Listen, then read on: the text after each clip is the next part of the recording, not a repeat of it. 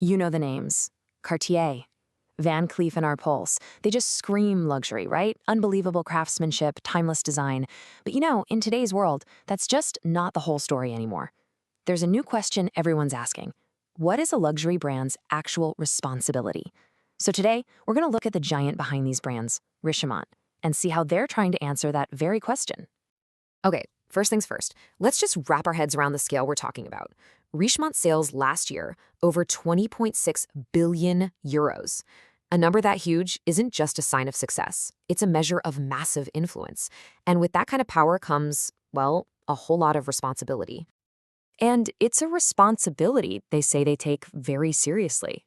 This is their own mantra, right from their report. Growth without responsibility is not an option. It's a powerful line, for sure. But is it just slick marketing, or is there real substance behind it? Let's dig in and see the proof. So here's the big paradox for the luxury world, isn't it?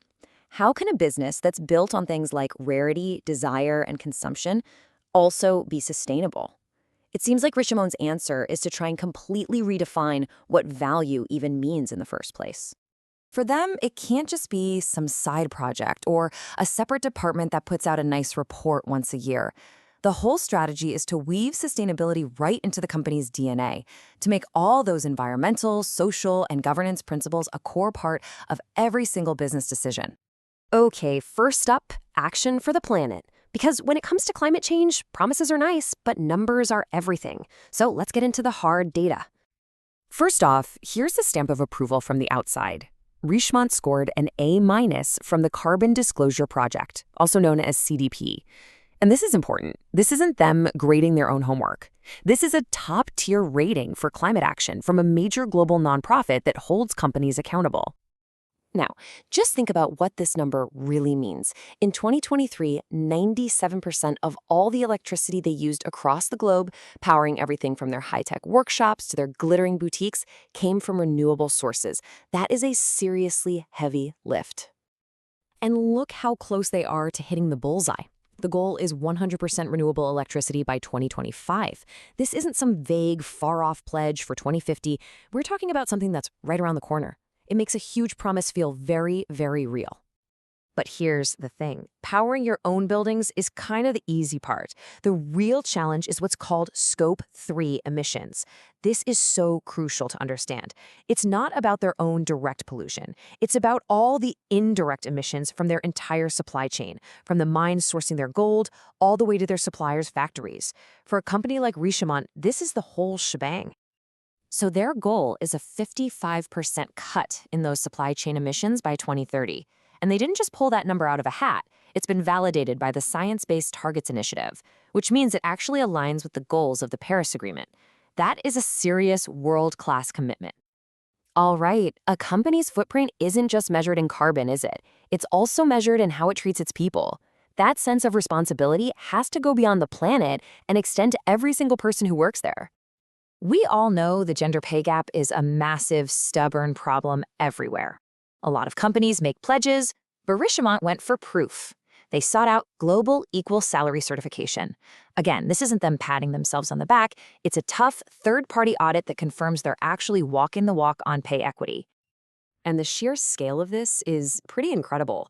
We're not talking about one office in one country. This certification covers their entire global team. That's more than 38,000 employees, all across 39 different markets. And beyond just pay, they're putting a formal stake in the ground on human rights more broadly. A new group-wide statement is one thing, but they're backing it up with dedicated training. This is how you make sure the principles on paper are actually being practiced in the workshops and stores all over the world. So, we've touched on the planet and we've touched on people. But the place where those two things really intersect is the supply chain. For a luxury company, this is where you find the biggest risks and also the biggest opportunities to make a real difference. So how on earth do you enforce responsibility across thousands of suppliers all over the world? Well, Richemont uses this three-step system. First, you set the rules with a clear code of conduct. Second, you give them the tools to meet those rules with a sourcing handbook. And third, you check their work with audits and give people a voice through grievance platforms. It's a whole framework built around accountability. And we're not talking about, screws and packaging materials here.